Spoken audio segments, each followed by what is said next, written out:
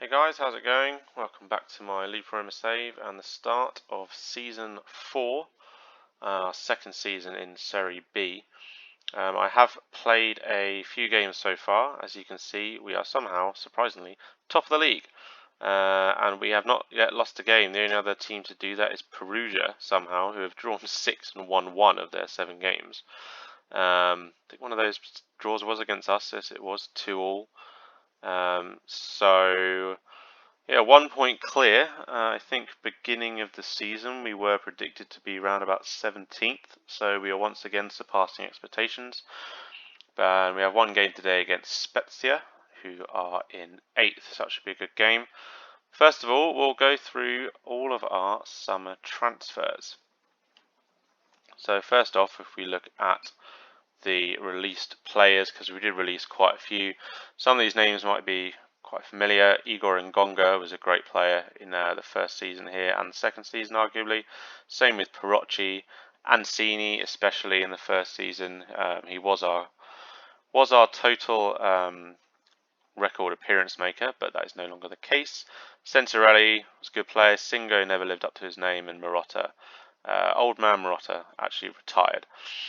So that's the released, and now we'll go through the ins and outs. So first of all, the outs, Guandagni, a guy I bought in and never really played. We managed to sell for 12.75k to Latina, and then also Quezada, the Dominican Republic international under 20s international, who really is quite terrible, but he's valued at quite a lot of money, so I'm going to try and sell him. Maybe to Provicelli, but he's out on loan at the moment. So that's 2 out and many in, and we have definitely, I think, improved the squad. So first up, Jose Martinez, who is a goalkeeper, and he was originally going to come in as the main, but he's played a few, and once again, kind of like Zanaletto, he faltered. And as Monterosso was Serie B keeper of the season last year, it's hard not to have him as number 1. So he's number 1, Martinez is number 2 as things stand. Joel Barai is a Senegalese capped at under 23 level left back who is very good. You won't see him today because he's suspended, but he is a massive step up from Pitzel on that left hand side, and it's an area I really needed to strengthen. I've definitely done that with him. He came in from Entella in the division below. Next, from AC Milan, Emir Muratti. This was a great purchase. I say purchase, they're all free transfers because I didn't have any budget. But 22-year-old Croatian, capped at under 21 level. As I say, came from AC Milan. He did actually play one game in Serie A. He had a full season here at Serie B level a couple of years ago at the age of 20. So he looks very good. I mean, look at those stats. Great passing, great mentals and physicals. He slots in very nicely into the deep line playmaker role that Bonucci used to have. So he plays there. Marco Olivieri, I did bring in to replace Ciro Lucci, who we couldn't get back on loan, and is now playing in Serie A. So he was obviously way too good to be with us. Olivieri is brought in to replace him, but on deadline day, I did make another signing for a striker, which you'll see in a minute. But as you can see here, he has done all right so far. He did all right. Oh, he scored 1 in the cup.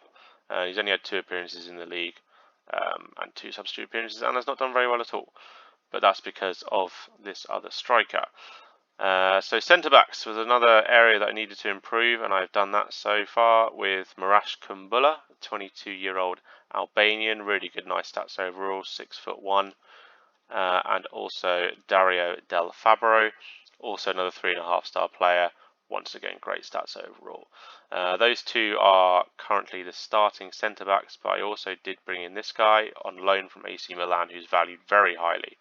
6'5" as well. Great pace and acceleration for a centre back. Good heading, good marking. So I've got 3 really solid centre backs now that I can rotate throughout the season, along with David Mansi, who's also still here as a 4th choice.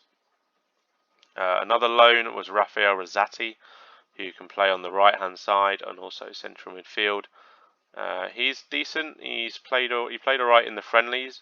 I haven't really used him much so far in the season, but there is a reason for that, and that reason is David Bava, who has exceptional pace and acceleration, great crossing, great first touch, flair. He scored a hat-trick in the last game. I can't really not play this guy.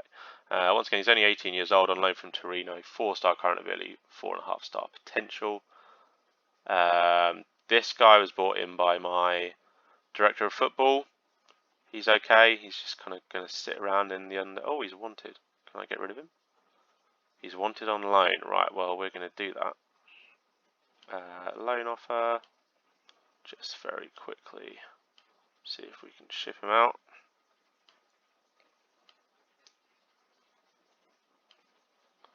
And there we go. Right, who are we up to? Oh yes, two more. Stefano Vagis. These are two deadline day deals. We got him on right back duty as a backup to Gaeta. He's on loan from Inter Milan. He looks very decent physically. Okay-ish everywhere else. I mean, Gaeta still leaps and bounds ahead of him. And then lastly, on loan from Lazio, Marzio PICA. Good pace, great acceleration, good finishing and composure, good flair. He's a very good round average player, or above average player I should say, for Serie B, and he plays that advanced forward role perfectly, which is what I wanted. 5 appearances, 3 goals so far this season, 7.05 average rating. I'm very happy with him, and today we will see if he can do it against Spezia. So this is the team that will play. Monterosso, as I say, will play in goal ahead of Martinez. Gaeta and Pitzel. Pitzel comes in for Barai. Gaeta obviously was here last season, but Kumbulla and Del Fabro are new. Captain Rocca maintains his place in the midfield alongside new boy Moratti. And then a middle three behind the striker of PICA is Bava, Giovinco and Renault. Oh yes, we've got Renault back on loan, which is awesome because he is still an incredible player. Goal of the season last year, as we know. And I think, did we get anyone else back on loan? I don't think we did. I think he was the only one we got back on loan. Everyone else you know. Nicolas Caviglia has actually come in for Giovinco. They're kind of like rotating until I find one that fits really well in that attacking playmaker role. I did try and bring someone new in, but was not able to. So they will rotate throughout the season unless I can find someone to bring in on loan. I did make an offer for a fair few people in that position, but from AC, from Inter, but no one would come to me, so unfortunate. Anyway, we kick off. Lupa Roma in the white, Spezia in the black. Let's see if we can continue our good form, maybe extend our lead at the top of the table. We are the only team to play today. This is a Friday night game. So if we can extend our lead to 4 points, it will put pressure on the people below us. So that is the plan, as Pitzel picks up his second year of the season, despite probably only playing 2 games. But we get our first highlight here. Gaeta with the throw. Giovinco, nice header from the 5-for-6 man into Moratti, the Croatian. Pitzel now on the left-hand side, tries to go for the cross, and it is rebounded. And this could turn into a chance for them. But they're dallying about with it, and PICA does well. And that is 1-0. PICA's 4th goal of the season. And he might not be Ciro Lucci quite yet, but if he continues up this kind of form, Lucci could be a forgotten name. Great anticipation there to steal the ball. Drills it in on the right-hand side of the keeper. And fantastic stuff from Marzio PICA. And we're 1-0 up with 15 minutes to go in this first half. Very good start. Let's maybe shout some encouragements. Time to get creative. And only 1 minute stoppage time, but there is a highlight. And Gaeta actually makes a throw to one of our players, a rare sight. Rocca plays it through to PICA. He's got a lot to do here, but finds Renault on this left-hand side, and it's through to PICA again. And Festa manages to gather the ball, and that looks like that should take us through to half-time. as it slowly creeps its way there, and it does. And that is a good start. Let's tell them not to get complacent. They all seem to like that. Now, if we can get out this division this year, we can get to Serie A. I mean, it'll be a challenge that first season, but if we, this team is far better than last season's team. You know, we're playing very much with the Serie C team last year, with a couple of exceptions like Renault, for example. And what a goal from Guillaume Renault again! This man loves scoring good goals. But yeah, our team is way better. And although it's definitely not Serie A quality, if we can keep up this form, get an automatic promotion spot, then you know, make some good signings over the summer. We probably only need about 3 or 4 to just try and stay up in Serie A. I mean, I'm thinking way ahead here. We're only 8 games in, but I mean, the boys have been excellent so far. It's hard to not get excited, as we'll shout some praise at them, which fires them all up. And let's just protect this yellow card. We'll get Venanio on, and we'll play Nicolas Caviglia in for Giovinco for the last 20 minutes. Gator again has not had a great game. He's not started this season off very well. We'll make him the last sub just to waste some time. Vagi's going to come on, as it's a highlight. I don't know if it's just because of the substitution or it's a legitimate one. But Nicolas Caviglia plays to Moratti, out to Bava now. He strives forward. Bava goes to the shot, and just over. Venanio with the throw. Back to Moratti. Here's Renault, who's played very well this game. PICA, can he find the ball? He does, to Bava, and Bava shoots. Rocket of a shot from David Bava.